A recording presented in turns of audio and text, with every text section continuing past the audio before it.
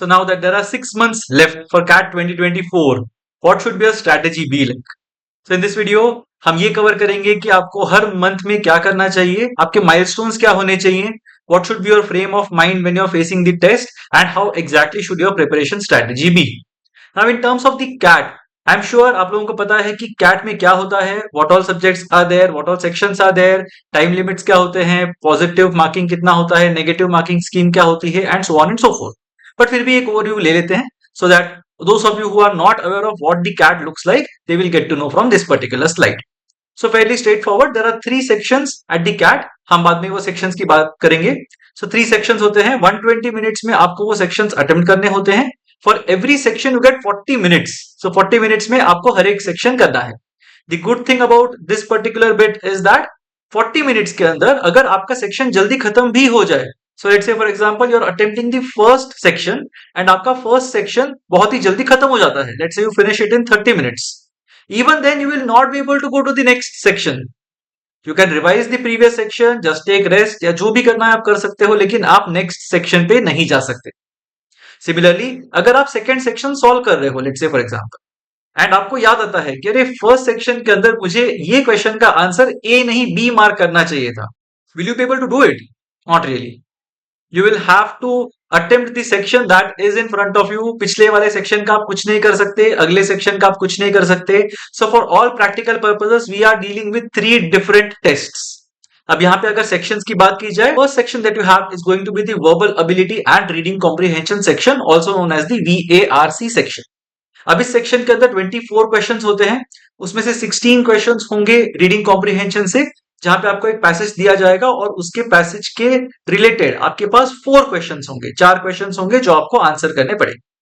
The remaining 8 questions are from the verbal ability part, जिसके अंदर last 3 से 4 सालों में 4 अलग-अलग वैरायटी के क्वेश्चंस आए हुए हैं. One is jumbled paragraphs, the second bit is paragraph summary, the third bit is odd sentence out, and the fourth bit is you can say fill in the blanks, जहां पे आपको एक statement दी होती है and आपको figure out करना है कि वो स्टेटमेंट पैराग्राफ में किस जगह पे जाएगा. So those are the question types that are there in the verbal ability and the reading comprehension section. जो next section होगा वो होगा data interpretation and logical reasoning का DILR का. इसके अंदर होते हैं 20 questions. Now these 20 questions are tentatively divided into 4 sets of 5 questions each. तो जब मैं एक सेट बोलता हूं उसका मतलब यह है कि आपके पास कुछ इंफॉर्मेशन दी होगी, एक टेबल होगा, चार्ट होगा, कुछ पैराग्राफ्स होंगे आपके पास इंफॉर्मेशन के, and based on that information you have to answer 5 questions that follow. The third section is the quantitative ability section, या तो मैथ्स सेक्शन जिसे कहा जाता है. Now again last few years में we have been seeing 22 questions in this particular section. अब marking scheme क्या होती है? 2 टाइप्स के क्वेश्चंस होते हैं. फर्स्ट टाइप होता है मल्टीपल चॉइस क्वेश्चंस, MCQs, जहां पे एक क्वेश्चन के बाद आपके पास 4 आंसर ऑप्शंस होंगे, जिसमें से एक आंसर ऑप्शन करेक्ट होगा. Now for these questions you get 3 marks for attempting it correctly, और उसमें से अगर आपने कोई भी क्वेश्चन गलत किया तो आपको मिलेगी पेनल्टी 1 मार्क की. सो +3 -1 is the marking scheme for MCQs. अगर टीटा क्वेश्चंस की बात की जाए, टीटा क्वेश्चंस वो होते हैं जहां पे आपको आंसर टाइप करना होता है. इनफैक्ट टीटा का मतलब ही होता है type in the answer.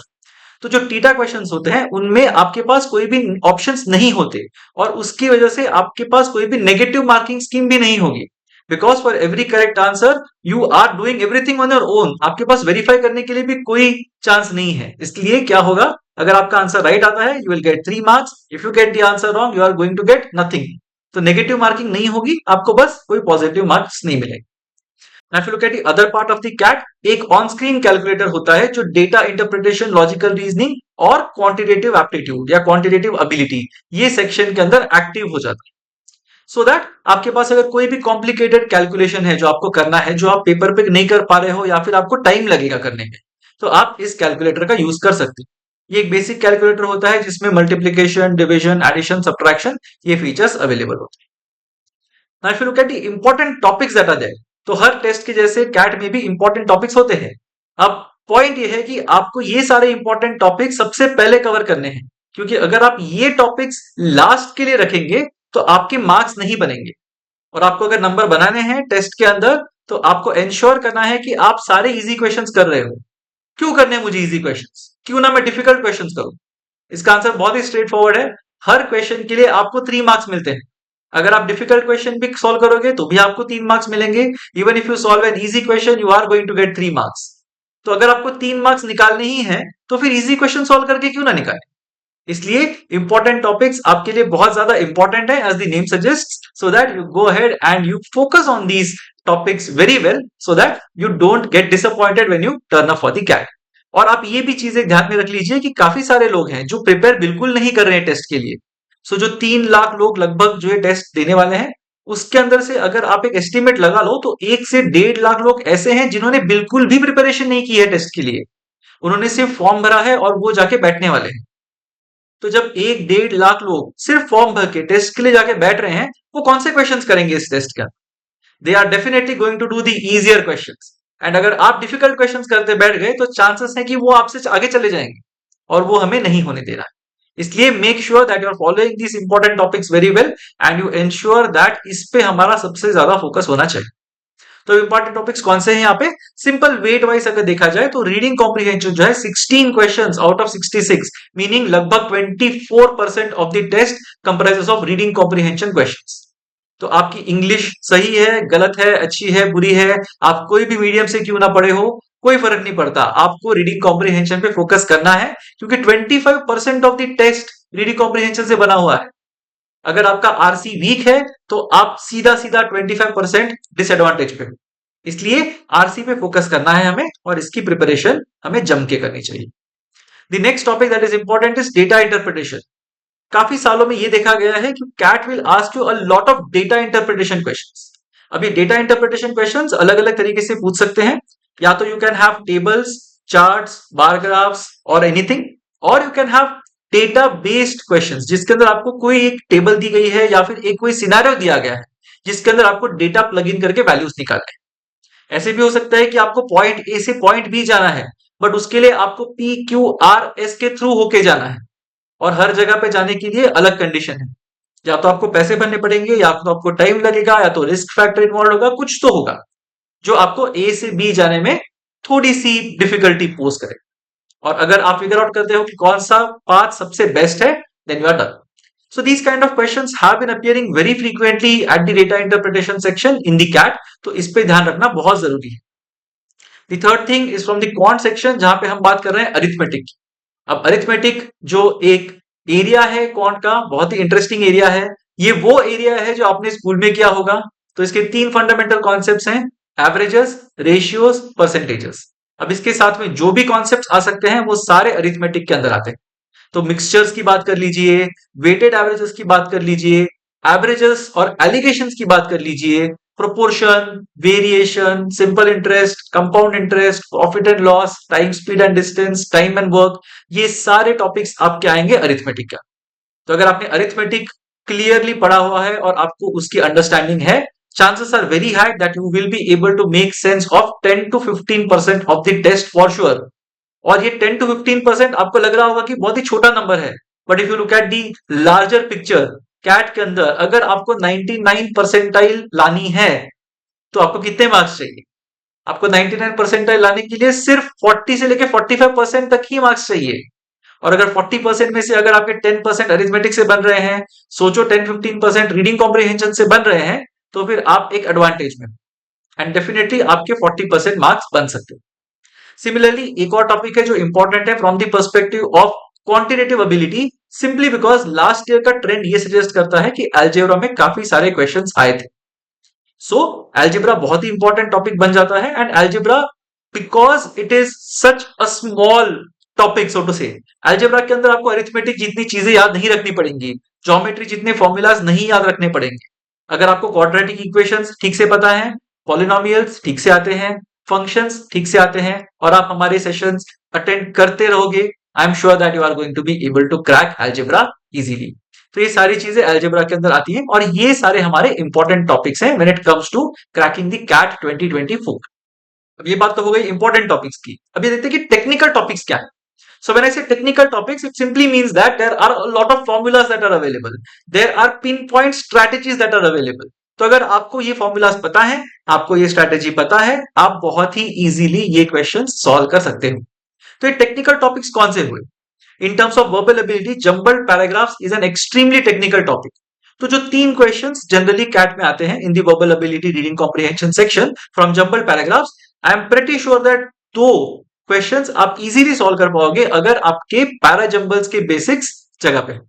So if your jumbled paragraphs basics are in place, I'm sure you will be able to attempt those 2 questions for sure out of 3, at least 3 से 3 भी बन जाए। Then paragraph summary भी वही questions होते हैं जहां पे आपको एक पैराग्राफ दिया होता है जिसकी 4 ऑल्टरनेटिव समरीज दी होती हैं, आपको उसमें से एक समरी सिलेक्ट करनी है। तो यहाँ पे भी अगर आपकी टेक्निक अच्छी है, अगर आपने बहुत सारे पैराग्राफ समरी क्वेश्चंस सॉल्व किए हुए हैं, I am pretty sure you are going to be able to get 2 out of 2 in these para summary questions. Algebra again, as I said, is extremely technical. अगर आपको quadratic equations, polynomials, inequalities, functions ये सारी चीजें अगर पता है, अगर आपके formulas काफी strong हैं, I am sure you are going to be able to crack algebra very easily when it comes to the CAT. And finally, arithmetic. Again, arithmetic is extremely technique based. Formulas बहुत सारे नहीं होंगे, लेकिन आपको visualize करना पड़ेगा. तो time speed and distance में लेट्स से फॉर एग्जांपल अगर कोई ए पॉइंट से बी पॉइंट पे जा रहा है, then you will have to visualize कि वो ए से जब सी पे पहुंचता है तो जो बी से निकलने वाला बंदा है वो कहां पे पहुंचेगा। And those things if you are aware of you will be able to attempt arithmetic questions very easy. तो arithmetic has a lot of formulas but you also need to be good at visualizing those formulas as well. The next topic that is important from the perspective of techniques is number theory. Number theory के अंदर आपके पास classification of number से लेके divisibility से लेके LCM, HCF, division and remainders, factorials, base systems, ये सारे topics आएंगे। अगर आपकी इन सब टॉपिक्स के साथ कंफर्ट लेवल काफी हाई है, I am sure you are going to be able to crack the questions that come from the number theory. कम ही क्वेश्चंस आते हैं लगभग, लेकिन आप उन्हें क्रैक कर पाओगे। तो जो हम जनरली देखते हैं लगभग 2, 3 या 4 क्वेश्चंस आएंगे out of 22, and if you are able to crack those 2, 3, 4 questions, your job is done when it comes to the number theory part of quant. And the last thing that I am talking about is हम सबका favourite topic और area which is geometry. अब geometry के अंदर देखा जाए तो lines हैं, angles, triangles, quadrilaterals, polygons, 3 dimensional structures, circles, ये सारी चीजें आती हैं और इनमें आएंगे ढेर सारे formulas. So if you are going to follow our channel, I'm sure that you will be able to see a lot of these formulas in action. कि formulas कहाँ से आते हैं, क्यों आते हैं, इन्हें याद कैसे रखना चाहिए, ये सारी चीजें हम स्टडी करेंगे हमारे चैनल पे। So make sure that you are tuned into our channel, you subscribe to the channel, you like these videos, you give us your feedback, and together we will learn a bit more than what we would have learned otherwise. तो geometry के अंदर आएंगे बहुत सारे formulas और इन्हें पढ़ने के तरीके भी अलग अलग होते हैं। तो definitely if you master geometry, you are going to be able to solve 4 और 5 questions that come from the area of geometry, जो लगभग देखा जाए तो पूरे सेक्शन का 20% you can say can be from geometry. तो 10 से 20% हम ये पकड़ के चल सकते हैं ज्योमेट्री में से आ सकते। तो ये तो हो गई कैट की बात। अब क्या चाहिए, what does it take to crack the CAT, right, और do an MBA in the first place. तो आपके क्वेश्चंस बहुत ही डीप होने चाहिए। आप बहुत ही सुपरफिशियल क्वेश्चन नहीं पूछ सकते कि नंबर सिस्टम कैसे बेटर किया जाए या फिर ज्योमेट्री कैसे बेटर किया जाए या रीडिंग कॉम्प्रिहेंशन को एकदम परफेक्ट तरीके से कैसे सॉल्व किया जाए, ऐसा नहीं होता। That will come from within. So हम आगे जाके इस प्रेजेंटेशन में देखेंगे how exactly to improve from one stage to the next, but what does it take, what's needed to crack the CAT, what's needed to go for an MBA. So this visual summarizes it perfectly. जो ऊपर की बात है जो हमें दिखती है, knowledge and skills. So knowledge के अंदर information that is required in a particular area, be it formulas, be it theories, be it theorems, जो भी चीज है वो सब information जो है that is one part. Skills, जो इंफॉर्मेशन मुझे पता है उसे मैं अप्लाई कैसे करूं, मेरे स्किल्स क्या है, मैं प्रेशर के अंदर कैसे डील करता हूं, how exactly I am able to strategize, ये सारे मेरे स्किल्स हैं जो अगर मैं डेमोन्स्ट्रेट कर रहा हूं during my preparation, I am sure I am going to apply in my actual test as well. But उसके नीचे काफी सारी चीजें होती है जो शायद हमें पता नहीं है या जो हम सोचते नहीं है। One is the social role. तो एक एमबीए के पीछे आपने क्या सोशल रोल एट्रीब्यूट किया हुआ है, आपकी self image, what is the image that you have in your mind, how much of self love that you have, हम कितना सेल्फ रिस्पेक्ट करते हैं अपने आप को, कितना कॉन्फिडेंस है हमारे में, ये सारी चीजें सेल्फ इमेज में आएगी। तो आपका सेल्फ वर्थ, आपकी सेल्फ आइडेंटिटी जो इनर सेल्फ है, उस पर आपको थोड़ा सा काम करना है। Then in terms of traits, बहुत सारी चीजें होंगी जो हम करते हैं बट हम उसे बदल नहीं पा रहे हैं। तो let's say you decide every day that I want to get up early in the morning at 7 o'clock and prepare for 1 hour for the CAT, but invariably ऐसे होता है कि नहीं वो 7 के 8 बज जाते हैं, या फिर आप कुछ टाइम पास कर लोगे, आप अपनी नोटिफिकेशंस चेक करोगे on your phone and then you realize कि अरे 7:30 बज गए and then you have to get ready and go to college और गो टू वर्क। ये सारे ट्रेड्स होते हैं। In the evening when you come you laze around a bed और फिर एकदम रात को 10 बजे याद आ जाएगा कि अरे आज तो मैंने 3 घंटे पढ़ाई नहीं की। बट देन दिन में 3 घंटे बचे ही नहीं है, तो फिर 3 घंटे कैसे पढ़ाई करेंगे?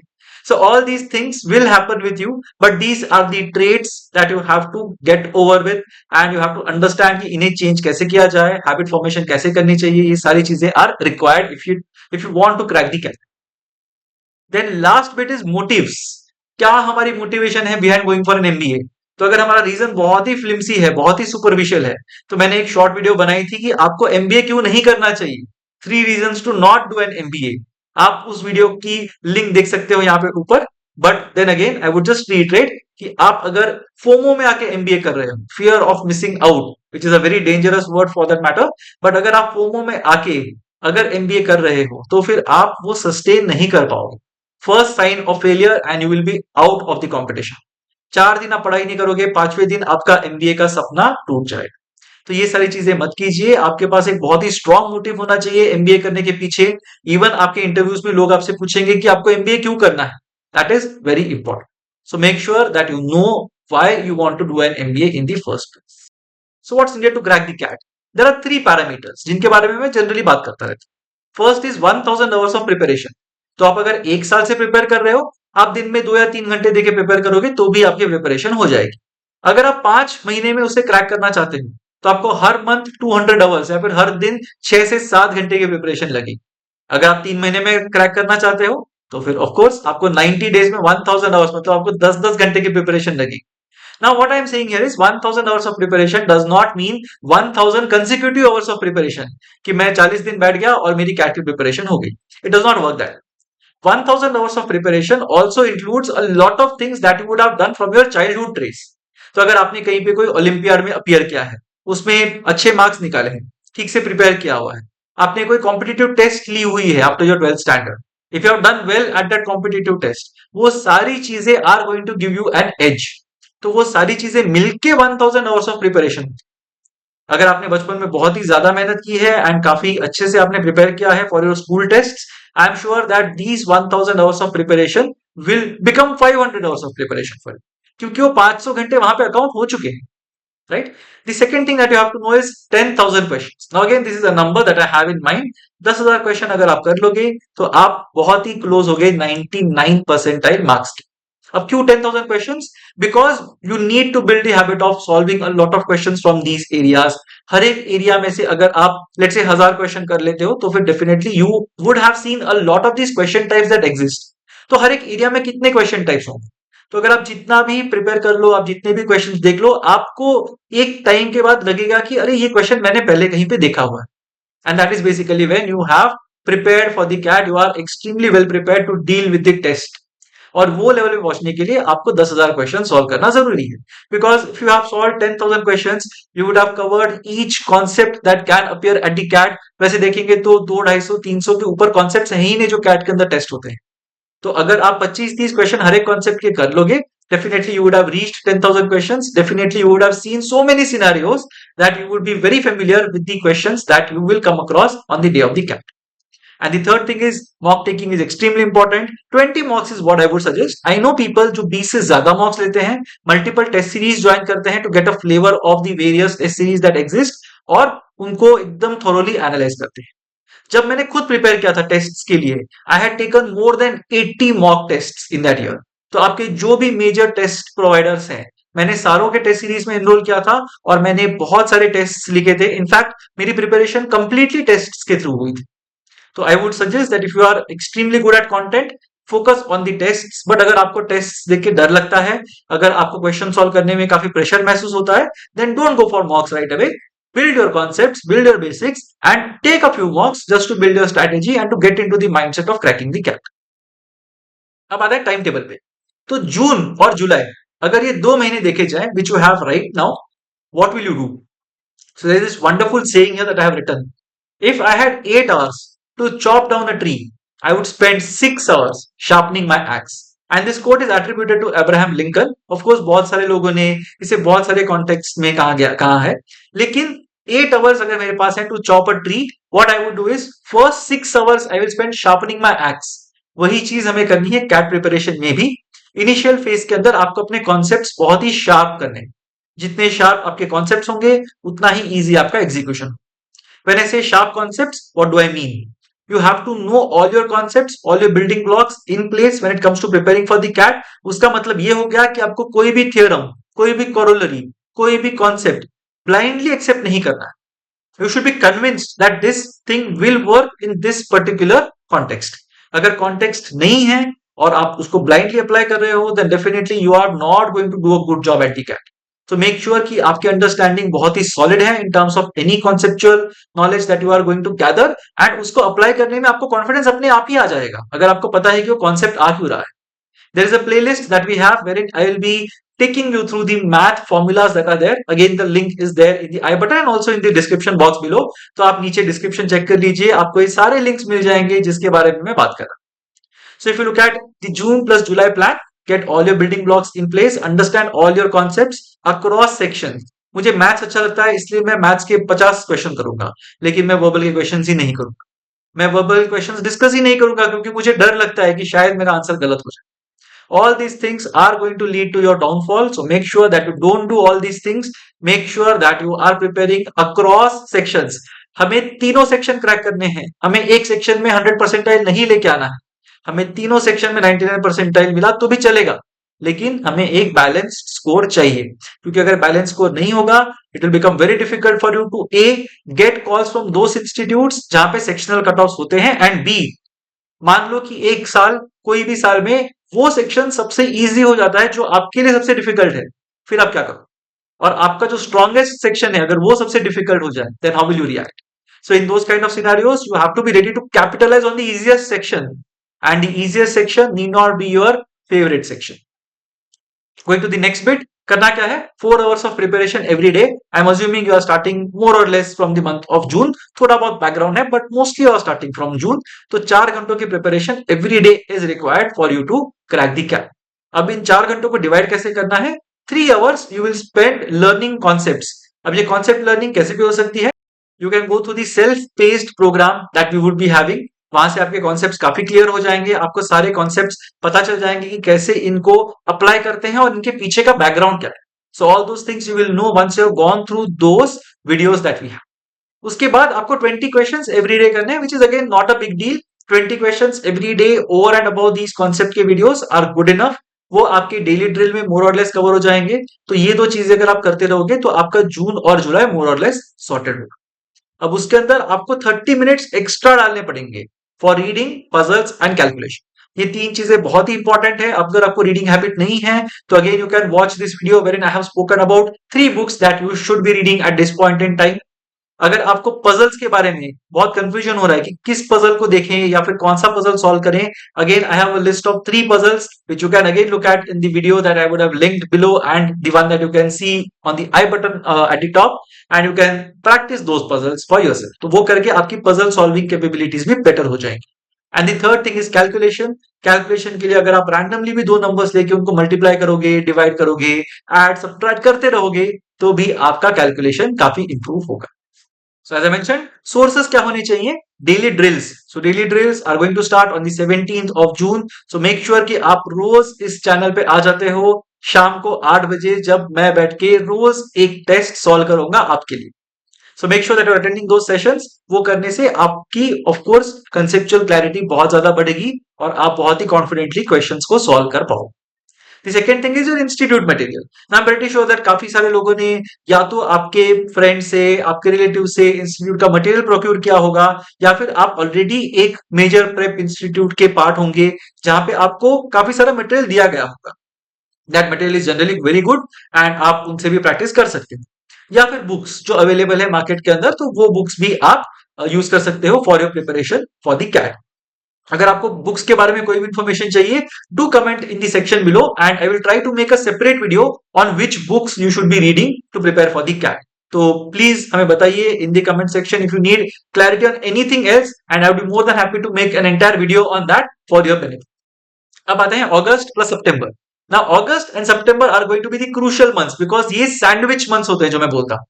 जून जुलाई इज वेरी इजी, क्योंकि वहां पे आपको कंसेप्ट करने हैं जो आपको इजीली मिल जाएंगे, जहां पे एक्सटर्नली बहुत ज्यादा हेल्प आपको शायद नहीं लगेगी, आप खुद से भी वीडियोस देख के प्रिपेयर कर सकते हैं।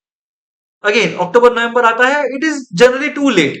सो जो लोग प्रिपेयर्ड होते हैं उनको पता है कि वहां पे क्या करना है, जो लोग प्रिपेयर्ड नहीं होते उनको पता है कि गिव अप करना है, but people know what they are suppose to. अगस्त सितंबर आदि मंथ्स जहां पे बहुत ही ज्यादा क्रूशियल होता है, तो यहाँ पे या तो आपके पास एक फॉल्स सेंस ऑफ सिक्योरिटी होगी कि आप तो प्रिपेयर्ड हो और आपको कोई प्रॉब्लम नहीं हो सकता, ये हो सकता है, या फिर ऐसे होगा कि आप बहुत ही ज्यादा पैनिक सिचुएशन में हो and now you are started thinking about either other test. कुछ लोग बोलते हैं कि नहीं मैं तो कैट दूंगा ही नहीं, मैं तो सीधा जीमैट दे दूंगा या दे दूंगी। कुछ लोग बोलते हैं कि कैट तो बहुत डिफिकल्ट है, लेट मी टेक स्नैप, बहुत ही डिफिकल्ट है, लेट मी टेक एनमैट, वहां पे तो 3 अटेम्प्ट अवेलेबल हैं। ये सब छोड़ो, सीईटी कर लेते हैं, वो तो मार्च में अप्रैल में टेस्ट होती है, तो बहुत टाइम है प्रिपेयर करने के लिए। बट अनफॉर्चुनेटली कंपटीशन आपको हर जगह पे मिलेगा। अगर आप एनमैट देने जा रहे हो तो वहां पे सीट्स भी उतने ही कम होंगे, कॉलेजेस के ऑप्शंस भी उतने ही कम होंगे। स्नैप देने जा रहे हो तो वहां पे भी सेम इशू है, वहां पे टेस्ट इतना छोटा होता है कि वहां पे again it's very difficult to distinguish between someone who has prepared very well and someone who has not prepared that well. तो ये सारी चीजें वापस आएंगी आपको हॉन्ट कर। So make sure that you get rid of all those thoughts. You have decided to crack the CAT. If you are prepared well in June and July, थोड़ा सा हिकअप आ भी जाता है तो भी I am sure you will be able to manage it in the months of August and September. And of course we will be there for you. हमारे काफी सारे strategy sessions होंगे अगस्त सितंबर में, जहां पे we will be discussing these scenarios that might be facing or that you might be facing. अब यहाँ पे 4 होती हैं हायरार्की ऑफ कॉम्पिटेंस। फर्स्ट होता है अनकॉन्शियस इनकॉम्पिटेंस। इसका मतलब क्या होगा? मैं अच्छा काम नहीं कर रहा हूं, बट मुझे पता नहीं है कि मैं अच्छा काम नहीं कर रहा हूं। So there is something that I don't know, let's say for example, but I don't know that I don't know something, right? So that's basically what is unconscious incompetence. हम खराब भी हैं और हमें पता भी नहीं। अब वहां से आपकी लर्निंग जर्नी आपको ऊपर लेके जाएगी, which was your June and July का फेज, जहां पे कॉन्शियस इनकॉम्पिटेंस होता है। Conscious incompetence basically tells you that there are these 5 things that you are not good at, but now you know that you are not good at those things. अब उन्हीं पे मुझे ध्यान देना है, वही मुझे ठीक से करने हैं, so that I end up doing a good job. Third level is conscious competence. Now I know what I'm good at. I know exactly मेरे strengths क्या क्या है। तो यहाँ पे मुझे पता है कि मैं पूरे कमांड में हूं नाउ इन माय गेम। मुझे एग्जैक्टली पता है कि अगर ऐसे कुछ होगा तो फिर मेरा रिएक्शन ऐसे होगा। I consciously know that these 3 are my super strong areas, और ये 3 एरियाज है जहां पे मुझे शायद बहुत ज्यादा इंडल्ज नहीं होना है ड्यूरिंग द टेस्ट। ये सारी चीजें मुझे पता है। Now this is the right analysis that you are getting.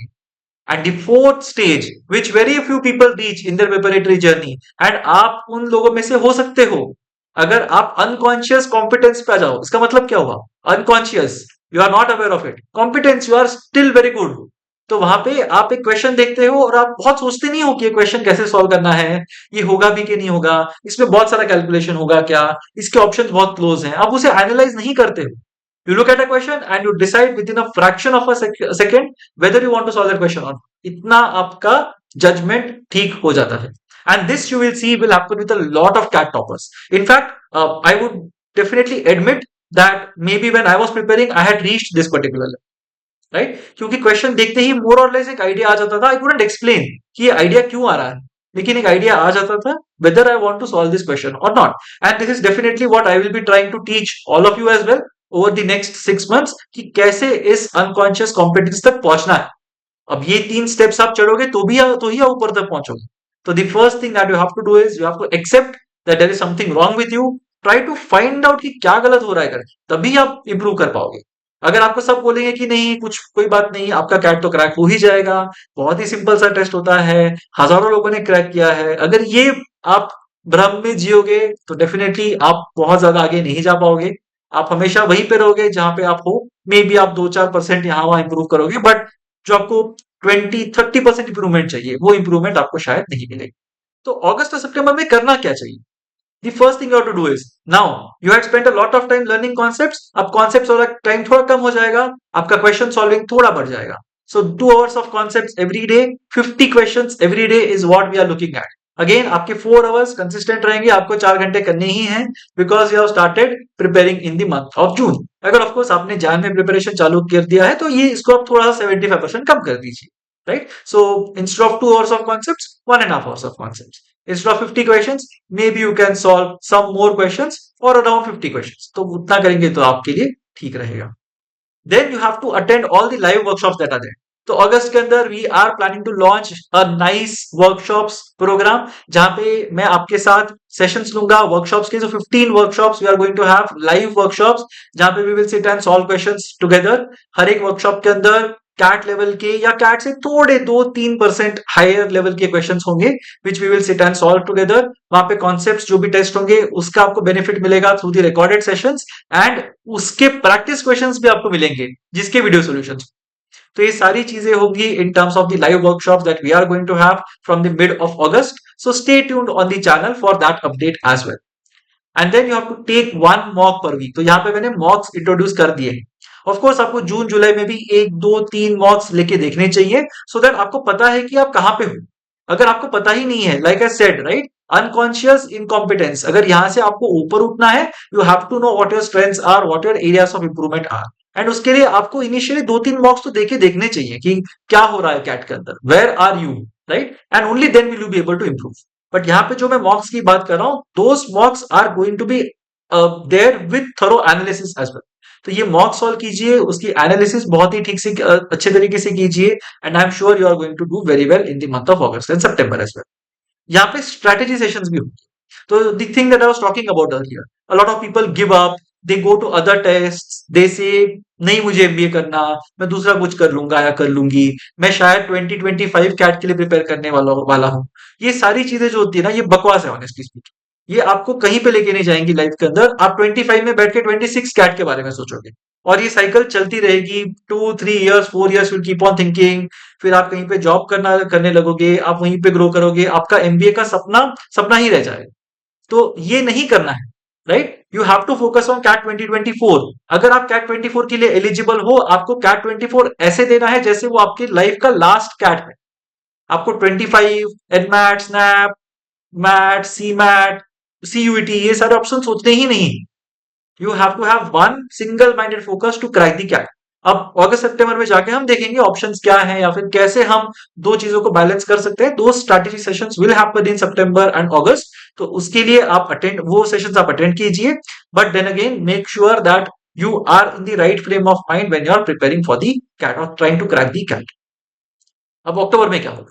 October is fairly straightforward. As I mentioned, October तक you will have absolute clarity of where you are, what you need to do और आपका cat निकल रहा है कि नहीं निकल रहा है, मोर और लेस आपको एक आइडिया होगी. उस टाइम पे काफी सारे एप्लीकेशन फॉर्म्स भी ओपन हुए. तो you have to ensure that you know yourself inside out in the month of October. अब यहाँ पे मैंने कॉन्सेप्ट सारे खत्म कर दिए हैं. एक आधा कॉन्सेप्ट यहाँ वहां से मुझे अगर पढ़ना है तो I might accommodate it, but mostly I will be spending time solving questions. Now I am giving an average of 2 to 2.5 to 3 minutes per question. तो 3 घंटे के अंदर लगभग 75 questions is what you should be targeting. You should also focus on other tests. So NMAT का window more or less start हो चुका होगा. You have to plan for the NMAT कि आपको NMAT कब देना है. A lot of people try to take NMAT after Diwali, somewhere in the month of November, 2 weeks prior to the CAT. So 10th और 20th नवंबर के बीच में काफी सारे लोग NMAT देने के लिए प्लान करते हैं. क्योंकि मे बी दिसंबर के अंदर स्लॉट्स अवेलेबल नहीं होंगे, बहुत सारा पैनिक होगा, आपको अपना फेवरेट सेंटर शायद ना मिले. तो वो सारी चीजों से बचने के लिए may be in the mid of November a lot of people will appear for the NMAT. तो उसके लिए आपको एनमैट के लिए भी प्रिपरेशन करनी पड़ेगी. But again don't worry about it, we will also have NMAT specific workshops for all of you. तो वो कर लोगे तो आपका एनमैट भी आराम से निकल जाएगा. Similarly snap will happen somewhere in the month of December. तो उसके लिए भी हमें मेंटली प्रिपेयर रहना.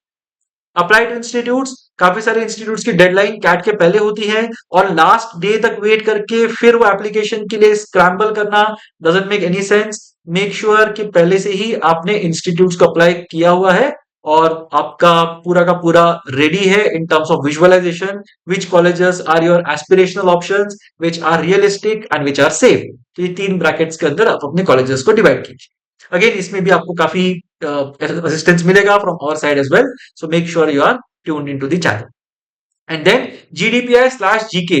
अब GDPI इंट्रोस्पेक्शन यहां से स्टार्ट होगा अक्टूबर से, क्योंकि कुछ फॉर्म्स के अंदर you might also have to fill a small statement of purpose कि आपको एमबीए क्यों करना है.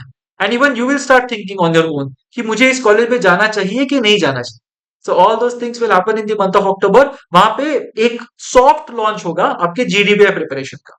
आई would not say you will start preparing for GDPI full fleshed, but एक छोटा सा आपके दिमाग में क्वेश्चन आएगा, why MBA, what are my long term goals, what are my short term goals, what are my strengths, what are my weaknesses, और यहां से आपकी जीडीपीआई प्रिपरेशन चालू होती है।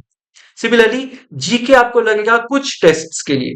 सो maybe you are looking at से CMAT, maybe you are looking at MICAT, maybe you are looking at XAT. भले ही वो इवेल्युएट नहीं होता, but still you have to do well at the GK section, right? इस सब ये सब टेस्ट्स के अंदर, और यहाँ पे आपका जीके प्रिपरेशन भी शुरू हो जाना चाहिए, because you don't want to reach the month of December और जनवरी and then suddenly start worrying अरे जीके कहां से कर, right? So GK has to start somewhere in the month of October. Passively start absorbing things. Of course, we will come up with content for you to help with this topics as well. But make sure that you are also doing it subconsciously. और फिर आता है the month of November. Now November is basically when the fun thing happens, right? CAT is going to happen in the month of November. तो वहां पे आप अपना intensity और थोड़ा ऊपर लेके जाओगे। 4 hours 100 questions is what I'm talking about. सारे के सारे अपने मॉक्स रिवाइज कर लेना, सारे के सारे पास्ट कैट पेपर्स रिवाइज कर लेना, जो भी डेली ड्रिल भी आपने सॉल्व किया होगा वो सारे पास्ट कैट के क्वेश्चंस होंगे, तो वो सारे पास्ट कैट के क्वेश्चंस आप एक बार देख लीजिए, तो आपका ये पूरा का पूरा रिवीजन हो जाएगा।